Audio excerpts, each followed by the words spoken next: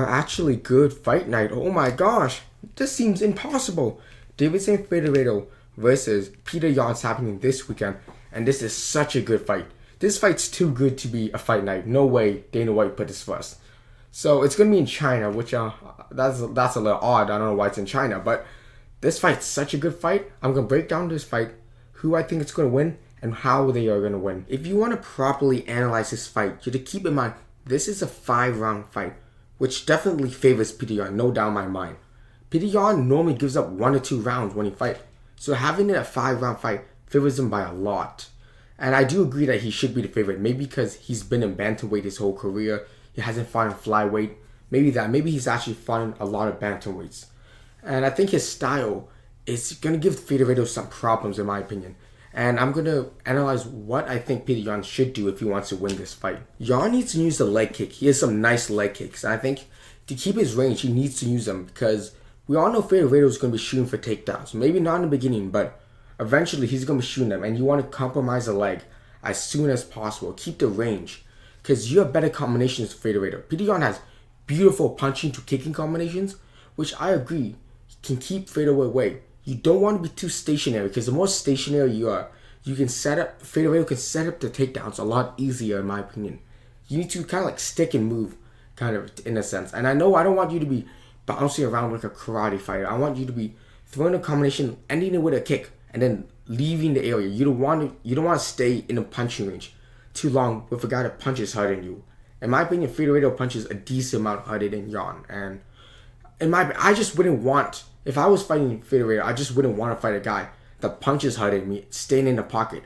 Maybe you're a better pocket fighter, but one mistake and it's over. So I would like Yan to stay in range if he wants to win this fight, kicking range, and then if you want to punch in combination, exit with a kick. Always exit with a kick and then just disengage. That's all you have to do. You don't want to stay in the pocket way too long with this guy. But Figueiredo does have a route to victory in my opinion. Since you're a harder puncher, you punch way harder than Yan. My opinion is you have to walk him down.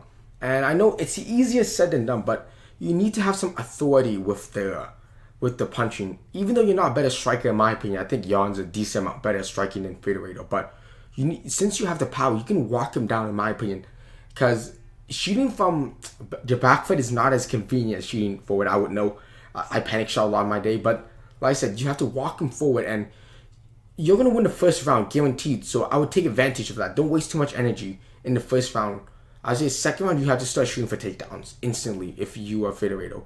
There's no hope of just standing eventually, just because Yan's just eventually going to pick you apart. There's no doubt in my mind. If you want to have a striking match with Yan, it's over. I just think you have to walk forward and shoot for takedowns. Make Yan walk backwards.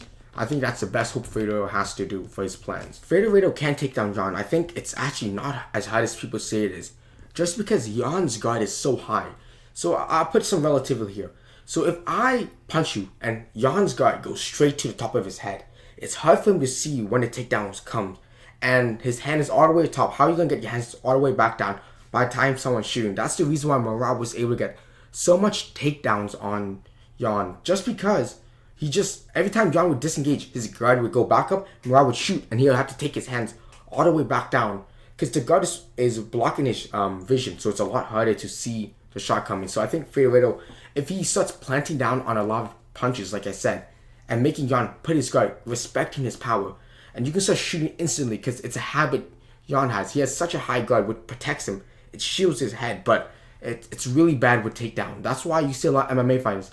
When you start from boxing and kickboxing, they have a high Dutch guard, right? Really high to top the head, connected to the head. And when you go MMA, it's a bit lower. The left hand is a bit lower, just so you can have an underhook when you fight. So I think that's a really important thing Figueiredo has to do. Make Yan respect his striking to end up in the ground. Petr has really good grappling and really good wrestling. So my opinion is, if Figueiredo gets him down, I think you should be going for the submission, but don't force too much energy. If you think about this, Aljamain Sterling had Petr back for most of the fight in the second fight, and he couldn't submit Petr. That's how good Petr defense for submissions is. Aljamain Sterling, the backpack master, the man that legit finished Corey Sandhagen instantly as soon as Sandhagen made any little mistake. So I wouldn't fight for the submission too long, in my opinion. Like I said, if it's there, take it. But don't force it too much, in my opinion. You don't want to waste energy just because. Take it on, hold him down. I think that's what you should be doing. And I know that's not exciting, but like I said, if you want to win this fight, you have to do that if you really want. If you're Figueiredo, and I think it's possible to hold him down. Because I know I can't compare Aljamain Sterling's back take to Figueiredo, but that's the only thing we have right now. To end this video off, I think Petr Yan should win this fight.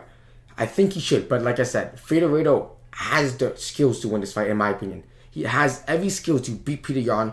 Like I said, put a grappling heavy game, walk him forward, make Petr Yan go backward. And if Petr Yan wants to win, he needs to use volume because he has more volume than Figueiredo.